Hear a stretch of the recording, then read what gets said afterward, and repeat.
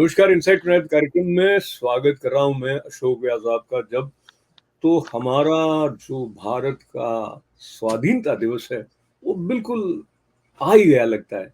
उसका उत्साह भी देखने में आ रहा है और कुछ ऐसे सवाल हैं जो 1947 के बाद में जिस तरह का भारत राष्ट्र बनता रहा और अपने आप को नए-नए रूप में गढ़ता रहा, उसमें जो सामने उठकर आ रहे हैं, उसमें से एक प्रश्न वक्फ बोर्ड के अधिकार क्षेत्र को लेकर कई बार उठता रहा है और हाल ही में जब इसमें अमेंडमेंट प्रस्तावित किया गया तो और इस पर चिंतन की आवश्यकता हुई। तो इंटेंशन क्या है वक्फ बोर्ड का? जो संशोधन पहले होते गए उन्होंने क्या अधिकार दिए, उस पर हम विशेष रूप से चर्चा करेंगे। पर सबसे पहले मैं स्वाधीनता दिवस की बधाइयाँ देते हुए स्वागत कर रहा हूँ प्रेम से प्रेम जी और हरि जी का। पुनः नमस्कार, स्वागत है आपका। नमस्कार भाई। हरि जी, आपको मैं पहले तो वक्फ बोर्ड की चर्चा से पहले भारत राष्ट्र जो है हमारे लिए आराध्य की तरह हम कई ऋषि मुनियों से सुनते रहे हैं और जो ग्रंथ है उनमें भी आता है। तो जो एक स्वाधीनता के बाद का भारत है और एक जो सांस्कृतिक और एक ऐतिहासिक दृष्टि से जो भारत का स्वरूप आपके मन में है कि गंगा पूजनीय है, हिमालय एक अपना स्थान रखते हैं इत्यादि। तो क्या दोनों में यानी राजनीतिक और आध्यात्मिक भारत में क्या अंतर आपको मोटा-मोटी लगता है हरि भाई? जी। हाँ, अशोक भाई, ये अंतर पहले भी रहा है, ऐसी बात नहीं है कि इसी दौर में है। जब छोटी-छोटी विरासतें हुआ करती थी और उस समय राजा जो अपना राज्य है उसी को राष्ट्र मान लेता था। ये भी इस देश में बहुत हुआ है और पड़ोसी जो राज्य हुआ दुश्मन हुआ करता था। तो जब ऐसी विचारधारा होती है तो उसमें पूरे देश का कोई सांस्कृतिक स्वरूप सामने नहीं आता है। उसकी सांस्कृतिक गरिमा का ध्यान उस समय नहीं रखा जाता है। लेकिन ऐसे बहुत से राजा हुए हैं, शिवाजी हुए हैं, चंद्रगुप्त हुए हैं, संभाजी हुए हैं, राणा सांगा हुए हैं। ये ऐसे बहुत से नाम हैं जिन्होंने इस भारत को एक अखंड रूप देने की कोशिश की। इतिहास कृष्ण राव का नाम प्राय आपको सुनने को नहीं मिलेगा। ये वो राजा थे जिनके समय काल में भारत में सर्वाधिक क्षेत्रफल रहा था और उन्होंने कश्मीर से लेकर के कन्याकुमारी तक और पूरा पूर्व पश्चिम को तय करते हुए सबसे बड़ा क्षेत्रफल एक अखंड भारत के रूप में किया था। और उस समय उसका कारण जो रहा था वो था सांस्कृतिक चेतना जागृत करना और राष्ट्र को राष्ट्र की तरह मानना, राज्य को राष्ट्र नहीं मानना।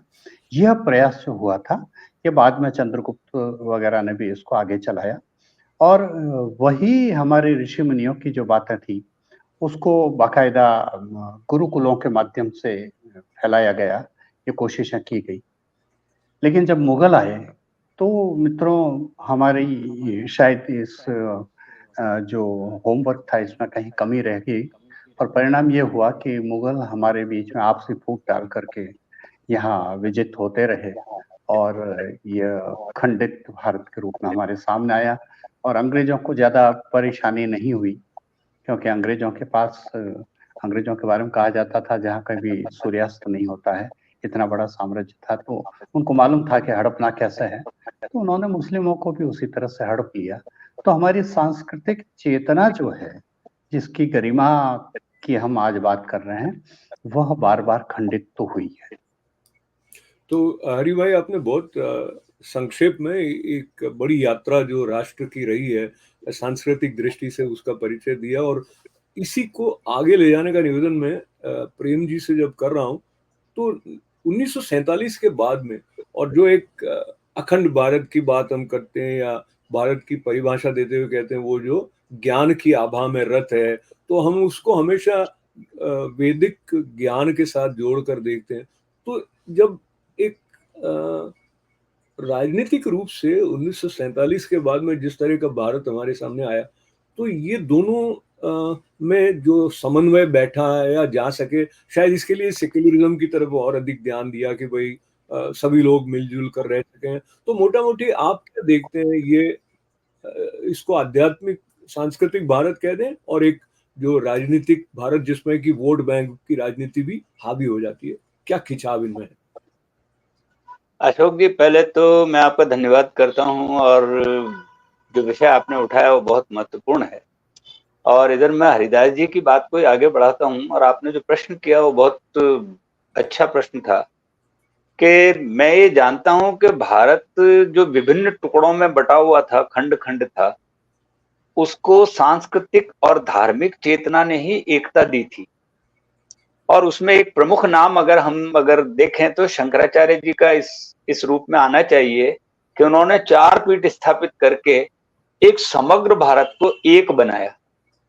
अब जितने भी राजा थे, या ये जो खंड खंड क्षेत्रवाद जो बटा हुआ था, लेकिन हमारे यहाँ का जब कर्नाटक का आदमी जब गंगा स्नान के लिए हरिद्वार आता है, और हरिद्वार का आदमी जब इधर जाता है तिरुपति, ये एक ऐसा सामंजस्य, रामेश्वरम जाता है, ये जो एकता जो बनी ना, वो एकता एक तरीके से हमारी आज तक काम आ रही है। अगर ये एकता नहीं होती तो हम आज भी, जो राजस्थान का आदमी रामेश्वरम नहीं आता, रामेश्वरम का आदमी हमारे हरिद्वार नहीं जाता, या वो ढेर दूर तक की यात्राओं के लिए नहीं जाता। इतनी विभाजन, भाषा का भेद, इतना सब होते हुए भी जो एक सांस्कृतिक चेतना, धार्मिक चेतना का एकीकरण करने के अंदर जो शंकराचार्य जी ने बड़ी भूमिका निभाई, पहले तो मैं उनको एक बार प्रणाम करता हूं। और आज भी अगर एकता ये स्थापित होगी तो हम शंकराचार्य के मार्ग पर चल करके ही एकता स्थापित कर सकते हैं, जो कि एकीकरण का सबसे बड़ा कारण होगा। और दूसरा प्रश्न जो आपका था 1947 के बाद का, तो मैं आपसे कहूं कि इसमें धार्मिक चेतना को लुप्त करने का बहुत बड़ा कारण बना। हम लोगों ने इतना छद्म ओढ़ा, और जहां से लेकर के जहां हम आज की वार्ता में पहुंचेंगे, वहां तक पहुंचने का सबसे बड़ा कारण 1947 के अंदर जो किए गए काम थे, जिन सरकारों ने किया, हम लोग उस पर जरूर आएंगे। अभी तो जो आपने प्रश्न किया, मैंने वहीं तक अपनी बात कही। और उसमें जो तुष्टीकरण 1947 से जो चालू हुआ, उसका परिणाम हम आज तक भोग रहे हैं, और उसी के परिणामों पर हम आज भी बातचीत को जारी रखने के लिए यहाँ पर बैठे। मैं चाहता हूँ आप बात आगे बढ़ाएं। जी जी, तो मैं मुख्य जो हमने प्रारंभ में संकेत किया, हम चर्चा करेंगे वक्फ बोर्ड की, लेकिन मुझे लगा कि उसको बृहद परिप्रेक्ष्य में देखने की आवश्यकता है, जिसके अंदर की हम जो कल्चरल हेरिटेज और भारत की एकता की बात करते हैं, जो आपने आचार्य शंकर के स्मरण के साथ में बहुत सही कहा, और विस्तार में नहीं जाते हुए, लेकिन उन्होंने ऐसी भी व्यवस्था की कि दक्षिण भारत से आके वो कश्मीर में एक मंदिर है तो वहाँ के पुरोहित वहाँ के होंगे, और एकत्व का और आपस में जुड़े रहने का एक प्रावधान जो रखा गया। और साथ ही जो एक सनातन परंपरा में है कि भाई अलग अलग रूपों में एक ईश्वर को भजते हुए भी एक की तरफ जा रहे हैं, तो वो बात को मैं यूनिटी एंड डाइवर्सिटी के रूप में, आपने जब भारत स्वतंत्र हुआ और हम बात करते रहे तो अनेकता में एकता, पर वो अनेकता में एकता का जो मूल जो जो भूमि उसकी थी, उसमें जब आप ऐसे परंपराओं को देखते हैं, या ऐसे समझिए मजहब की बात करते हैं जिसमें कि एक एक्सक्लूसिवनेस आ जाती है कि आप ऐसे ही मानोगे तो आप साथ साथ हो, अगर आप ऐसे नहीं मानोगे तो आप अलग हो। ये जो क्या क्या समावेशी, सबको एक मानने वाला जो भाव है ना, वो मुझे लगता है भारत की विशेषता है, जो बाहर सबको आकर्षित कर रहा है। अब चूंकि समय इतना अधिक नहीं होगा, इसलिए मैं सीधा वक्फ बोर्ड की तरफ आ जाता हूँ, क्योंकि जब हम स्वाधीनता और भारत की एकता की बात कर रहे हैं, तो ये जो अनेकता में एकता है, हिंद की विशेषता को नहीं देख के जब राजनीतिक शीर्ष पर अलग अलग दलों के बैठे हुए लोग अपने वोट बैंक के हिसाब से देखते हैं, तो वो कहीं ना कहीं ये जो एकता का भाव है उसको थोड़ा ठेस पहुंचाता है। वक्फ बोर्ड पर आना चाहता हूं मैं। एक मोटा मोटी वक्फ बोर्ड के बारे में यदि समझने की कोशिश करें हरि भाई, तो क्या इंटेंशन रहा वक्फ बोर्ड का, और फिर इसके एक्सटेंशन की भी बात करेंगे। जी जी। दरअसल 1947 में, जैसा आप जानते हैं कि पाकिस्तान के बहुत से हिंदू भारत आए और भारत के कुछ मुसलमान पाकिस्तान गए। तो भारत से जो मुसलमान गए थे, उनकी जो संपत्तियां थी, उन संपत्तियों पर अधिकार किसका हो? तो उस समय गांधी जी का जो दृष्टिकोण था वो स्पष्ट था कि वो मुसलमानों की ही संपत्तियां हैं, वो उन्हीं के रहने चाहिए, हिंदुओं को उसमें नहीं जाना चाहिए। और यहाँ तक कि जो हिंदू आए थे, सर्दियों में ठिठुर रहे थे, बारिश हो रही थी और मस्जिदों में शरण ली थी, इमामों ने, मौलानाओं ने शरण दे दी थी, लेकिन गांधी जी ने आह्वान किया कि ये बिल्कुल गलत है और उनके धर्म के विरुद्ध है, इसलिए सभी बाहर निकलो, और सारे हिंदू ठिठुर के बाहर निकल गए। तो जो गांधी जी का दृष्टिकोण था कि ये जो इनकी संपत्तियां हैं, इन पर और किसी का अधिकार नहीं है, ये मूल भावना रही वक्फ बोर्ड की स्थापना के पीछे।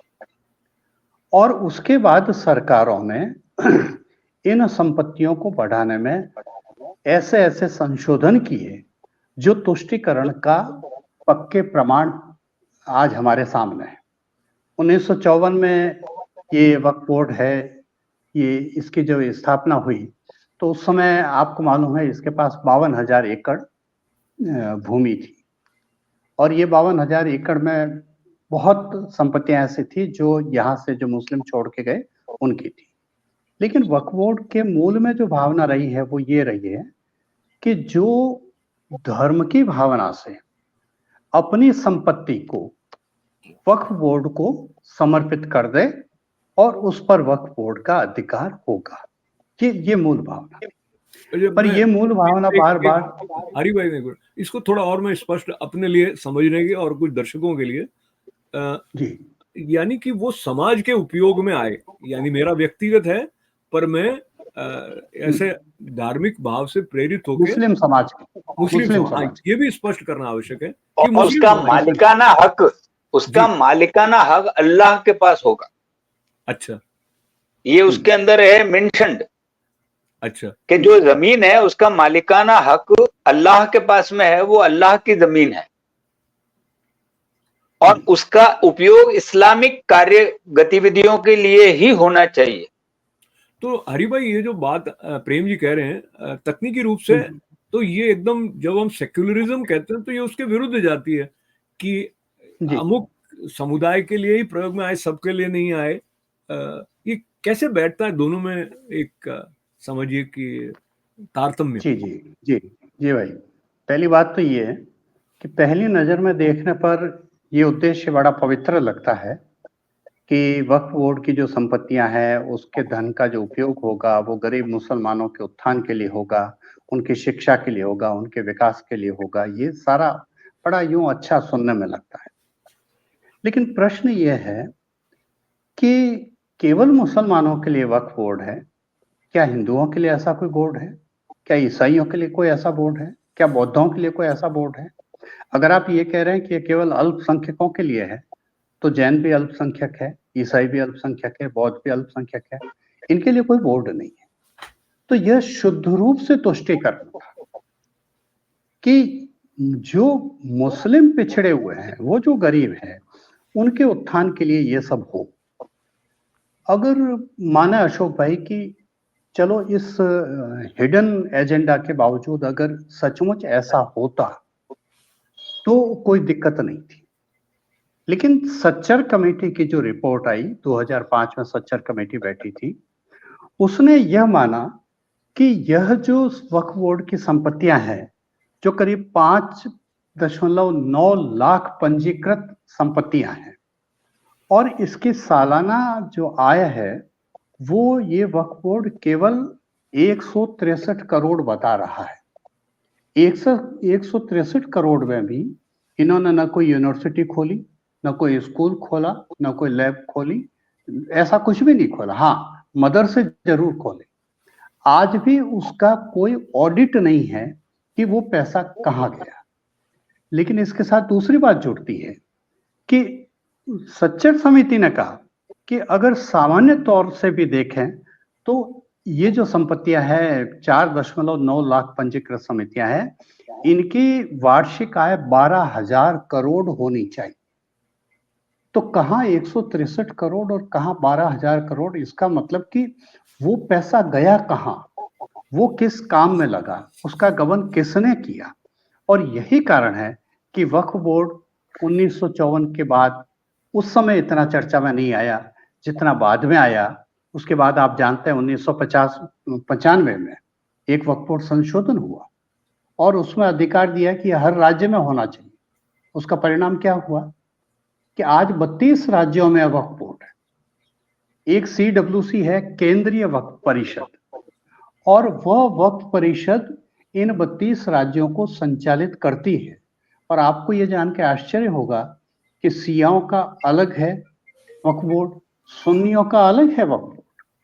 और ये तमाम वक्फ बोर्ड जो है, जो कुल मिलाकर के एक विशेष धर्म के लिए, उसके विकास के लिए या उसको मानने वालों के विकास के लिए बनाए गए थे, लेकिन विकास उनका भी नहीं हुआ।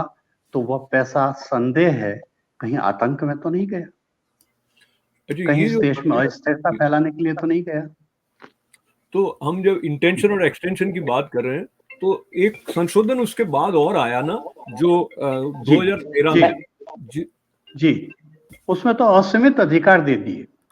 मतलब इस संशोधन के कारण ही प्रमुख विवाद हुए, और उन विवादों में है भाई कि थेरुचंद्रुई गांव जो है, जिसमें चंद्रशेखर स्वामी जी का मंदिर है, तमिलनाडु में है ये, उसकी 319 एकड़ करीब जमीन है, उस पर दावा कर दिया गया वक्फ बोर्ड के द्वारा। बेंगलुरु का जो ईदगाह मैदान है उस पर दावा कर दिया गया। सूरत के नगर निगम भवन को वक्फ संपत्ति घोषित किया गया।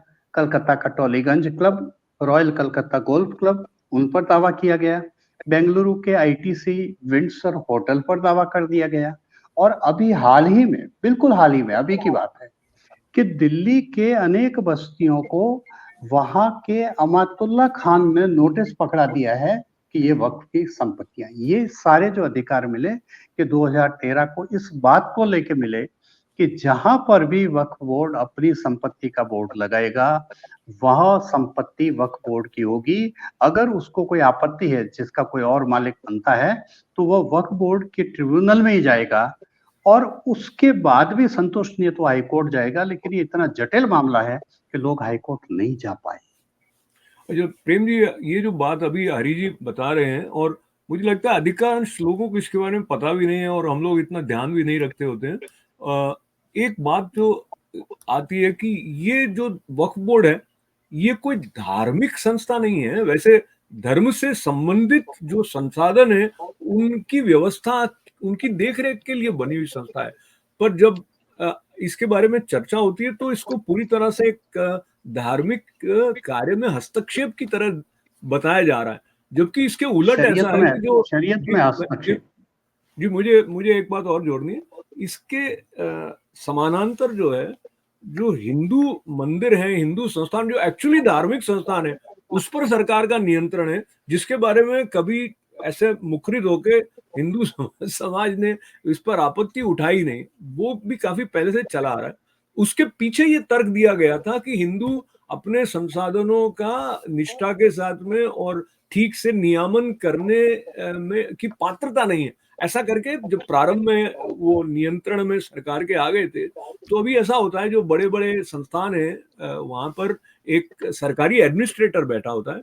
और अगर मैं ऐसा सोचूं कि आप जो चढ़ावा चढ़ाते हैं, चाहे बड़े बड़े मंदिरों में, जो कि आप अपने देवता को चढ़ा रहे हैं, तो वो हिंदू समाज के विकास के लिए नहीं उपयोग आ रहा है।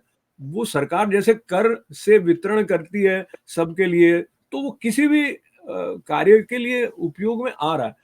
तो ये एक अलग प्रकार का जो सेक्युलरिज्म है, वो बड़ा रोचक इसकी चित्र सामने आता है। प्रेम जी देखिए, मैं बिल्कुल क्लियर आपको बताता हूं कि 1947 में नेहरू जी ने वक्फ बोर्ड राज्यवार, जिलेवार, राज्यवार और फिर उसके बाद में राष्ट्रीय लेवल पर इसको मान्यता दे दी, कानूनी मान्यता। और सबसे बड़ी बात यह कि इन्होंने इतने अधिकार दे दिए कि ये बेलगाम हो गए। अगर मैं ये कहूं कि इन्होंने जिस संपत्ति पर हाथ रखा, ये संपत्ति उनकी।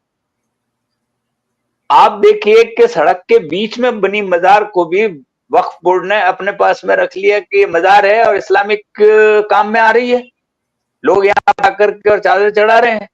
इसका मतलब ये जमीन अब इस्लामिक काम की है और इस्लाम के काम में आने वाली हर जमीन पर वक्फ बोर्ड का अधिकार है। ये 1995 के अंदर इनको असीमित अधिकार दे दिए गए। और 2013 और ये नहीं, वो 1995 में इतने बड़े अधिकार इनको दे दिए गए कि ये बेलगाम हो गए। इन्होंने आधी दिल्ली अपने अधिकार क्षेत्र में ले ली और जिस सड़क पर, जिस जगह पर इन्होंने एक ताबूत खड़ा किया, उस पर एक चादर डाली और उसके बाद में इन्होंने कह दिया कि अब ये साल भर से है, बस अब ये वक्फ बोर्ड की जमीन हो गई, ये इस्लाम के काम में आ रही है। और जो इस्लाम के काम में आने वाली जमीन हो, उसके ऊपर मुसलमानों का हक हो जाएगा। यूं तो अगर ये सड़क पे नमाज पढ़ेंगे तो एक दिन ये सड़क को भी अपनी कह देंगे। और आपको पता हो, जिस मंदिर की बात चल रही थी अभी, जिस मंदिर को भी इन्होंने वक्फ बोर्ड का कर दिया, उस जमाने में वहां पर एक बाढ़ आई थी और उस बाढ़ के अंदर इनकी सारी मस्जिदें डूब गई। तो इनको उस मंदिर के अंदर शरण दी कि भाई तुम यहाँ पर बैठ करके और अपनी पूजा पाठ कर सकते हो। उस समय से लगा करके इन्होंने उसको ये कह दिया कि हमने यहाँ पर इतने समय तक नमाज पढ़ी है, इसलिए ये मंदिर हमारा है। मतलब आप सोचिए। और इस 1995 के अधिकारों के अंतर्गत हर वो जगह है जो ये काम में ले रहे हैं, वो इनकी।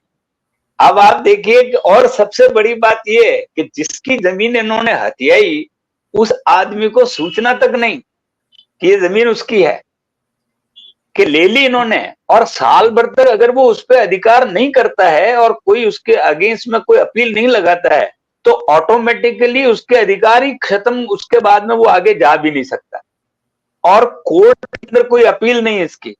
ये इनके ही ट्रिब्यूनल के अंदर ही इसका जजमेंट होगा। आप देखिए इतना बड़ा जो है। और आप तो देखेंगे कि वक्फ बोर्ड की आज की तारीख में इनके पास में 9.4 एकड़ जमीन इनके पास में है, जिसका मूल्य जी 9.4 नहीं, आप अंक गलत बोल रहे हैं। 9,40,000 एकड़। हाँ, 9,40,000 एकड़, जिसका मूल्य 1.2 लाख करोड़ है। तो अब आप सोचिए इतनी बड़ी जमीन।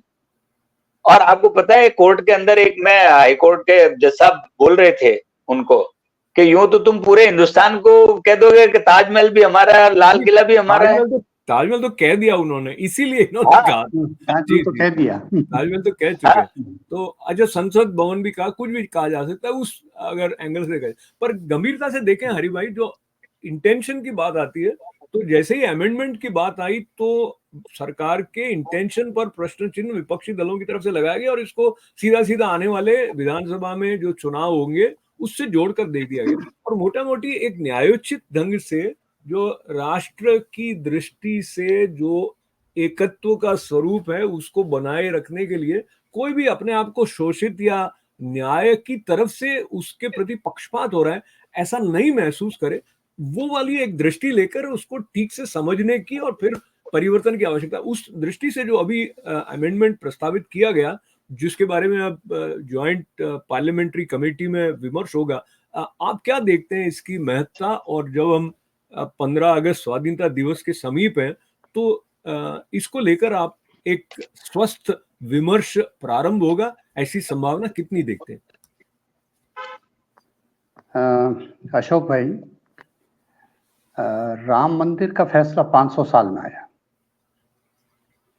ये फैसला 20 साल पहले आ सकता था, लेकिन ये फैसला सुप्रीम कोर्ट ने क्यों नहीं दिया? सुप्रीम कोर्ट को ये लगा कि ये फैसला दिया तो देश में जो हाहाकार मचेगा उससे सरकार बचा नहीं पाएगी और पूरे देश अराजकता के दौर में चला जाएगा। जब उन्होंने देखा कि नरेंद्र मोदी इसे संभाल सकते हैं, तो नरेंद्र मोदी को शायद ध्यान में रख करके यह फैसला दिया गया और हम देखते हैं कि इससे वाकई कोई उस तरह का नहीं हुआ, पूरे देश में ऐसा वातावरण नहीं हुआ जिसे संभाला न जा सके। लेकिन मैं आप ही से सवाल करता हूं कि लोकसभा में केवल एक बार मांग होने पर बीजेपी ने इस वक्फ बोर्ड के संशोधन का जो अधिनियम लाया उसको जेपीसी को क्यों सौंप दिया? मतदान कराते, मतदान पक्ष में जाता, लोकसभा में है, बहुमत में है, और अभी तो राज्यसभा में भी ये ले चलते, लेकिन क्यों नहीं कराया? क्योंकि खुद मोदी सरकार ये नहीं चाहती कि इस कारण से कहीं कोई बड़ा बवाल नहीं खड़ा हो जाए कि जो आने वाले इलेक्शन में और आने वाले दिनों में देश में अस्थिरता उत्पन्न करे। हरि भाई, आपको ध्यान होगा समय की सीमा में चाहूंगा प्रेम जी भी अपने जो हाँ, तो मैं आपको इसी बात को आगे बढ़ाते हुए कहता हूं कि ये जब इसको जॉइंट कमेटी में जो डाला है, जिसके अंदर राज्यसभा और लोकसभा दोनों मिलकर के इस पर निर्णय लेंगे, डालने की वजह जहां तक मेरे जो सूचनाओं में है, उसका कारण जो अन्य पार्टियां जिनके साथ में इनका अभी अलायंस है, उन्होंने इनको कहा कि अभी पब्लिक इस चीज को समझ नहीं रही है कि वक्फ बोर्ड है क्या, उनको ये भी पता नहीं है, तो इनको पर्याप्त समय बहस के लिए दिया जाए, तब तक के लिए इसको पेंडिंग में डालो। इस पर अभी लोगों को जानकारी नहीं है, लोगों को पता ही नहीं है कि वक्फ बोर्ड है क्या और उनके पास में क्या अधिकार है, इनकी जानकारियां लोगों को मिले, शायद इसलिए इन्होंने उधर दे दिया है। तो ये सूचना की बात से मेरा निष्कर्ष यहाँ पे निकालता हूँ, मुझे लगता है ये एक स्वस्थ कदम है, क्योंकि कई बार जो एक गलतफहमियां हैं वो दूर हो या अनावश्यक गलतफहमियां पैदा नहीं, इसके लिए जितनी अधिक स्पष्टता हो सके वो आवश्यक है। हरि भाई की बात भी अपने स्थान पर ठीक है, लेकिन हम अगर आशा के चश्मे को साथ में रखते हुए देखें तो हम सोचते हैं कि भाई इवन जो अपोजिशन लीडर्स हैं वो भी व्यापक दृष्टि से देखेंगे, इसका मूल्यांकन वोट बैंक से अलग हटके या पूर्वाग्रहों से अलग हटके करेंगे, और जो कि तथ्य सामने आते हैं तो किए जाने की संभावना देखी जा सकती है।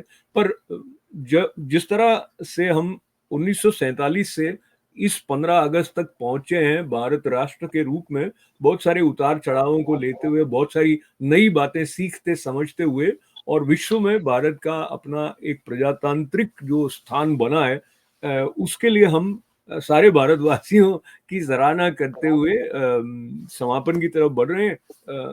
कोई एक 30 सेकंड में आप बात भारत से जुड़ी हुई अपने दिल की हरि भाई कहना चाहें?